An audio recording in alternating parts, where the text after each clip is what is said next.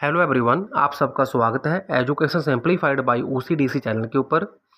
अगर आप किसी भी सब्जेक्ट में यूजीसी नेट या सीएसआईआर नेट क्वालिफाइड हो अथवा आप पीएचडी हो या फिर नेट प्लस पीएचडी दोनों हो, तो ये आपके लिए एक इन्फॉर्मेटिव वीडियो है कि हरियाणा पब्लिक सर्विस कमीशन की तरफ से असिस्टेंट प्रोफेसर की रेगुलर भर्ती का नोटिफिकेशन इशू कर दिया गया है 2024 के लिए। कंप्लीट जानकारी आपको इस वीडियो में मिलने वाली है। बिना स्किप के वीडियो को ध्यान से सुने और समझें एंड हमेशा के लिए चैनल के साथ जुड़ने के लिए सब्सक्राइब का बटन दबाना ना भूलें।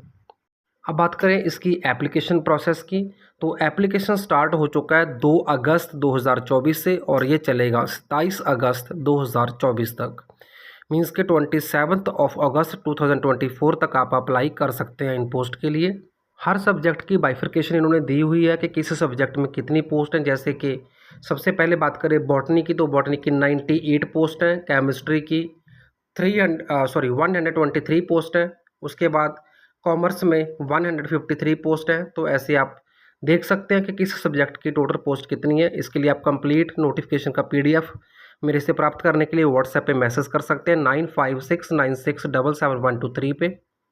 साथ में किसी भी सब्जेक्ट का अगर study material theory plus MCQ आप लेना चाहते हैं तो उसके लिए भी आप बहुत ही वाजिब फीस देकर संपर्क कर सकते हैं 9569677123 और 9876371788 पे।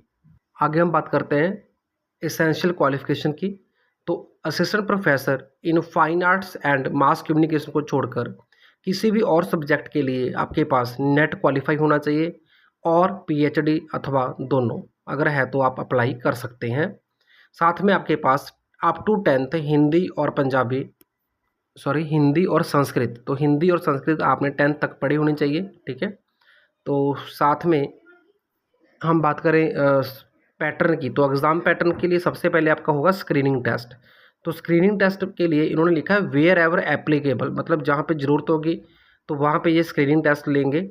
वो 100 मार्क्स का होगा, ठीक है। 2 आवर्स की ड्यूरेशन होएगी, उसमें 100 एमसीक्यू आएंगे और उसमें हर क्वेश्चन में 5 ऑप्शन होएगी A B C D and E।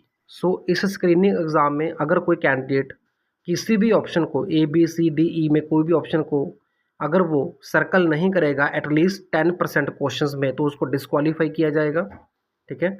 और इसमें भी 0.25 मार्क्स का नेगेटिव मार्किंग होगा। अब बात करें स्क्रीनिंग टेस्ट के लिए मीडियम की, तो ओनली इन इंग्लिश लैंग्वेज में पेपर आपका लिया जाएगा अगर आपने botany, computer science, defence studies, environmental science, chemistry, home science, mathematics, physics and zoology के लिए अप्लाई किया है।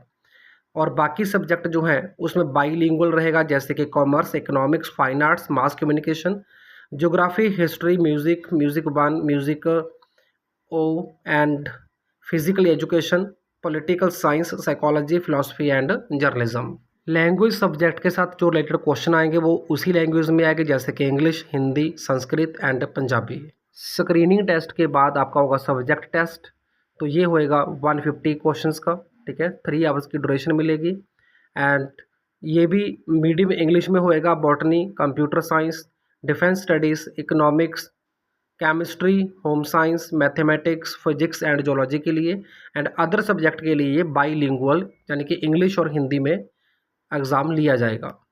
लास्ट में होएगी इंटरव्यू, ठीक है। तो इंटरव्यू की जो वेटेज है वो रहेगी 12.5%। सैलरी का ग्रेड यहाँ पे मिलने वाला है 57,700 से लेकर 1,82,400 तक।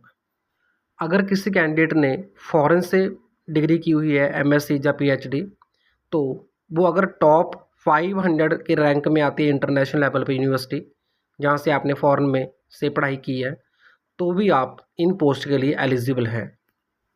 इस जानकारी को सभी के साथ शेयर करें ताकि जो भी एलिजिबल कैंडिडेट है वो अपनी तैयारी शुरू कर सके और आवेदन कर सके।